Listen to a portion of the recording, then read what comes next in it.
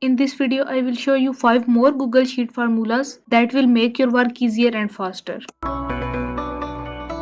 Here's the first formula. Now shows the current date and time. Type this formula. It updates automatically whenever the sheet refreshes. Now the second formula, CONCAT, joins two values into one. Type this formula.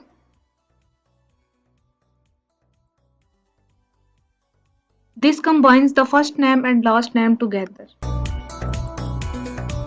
Here's the third formula, unique, returns only the unique values from a range.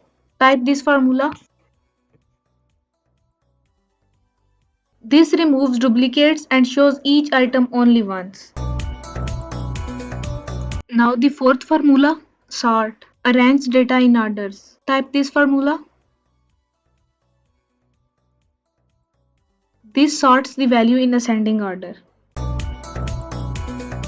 And finally the fifth formula, search, finds the position of a word or character inside text. Type this formula.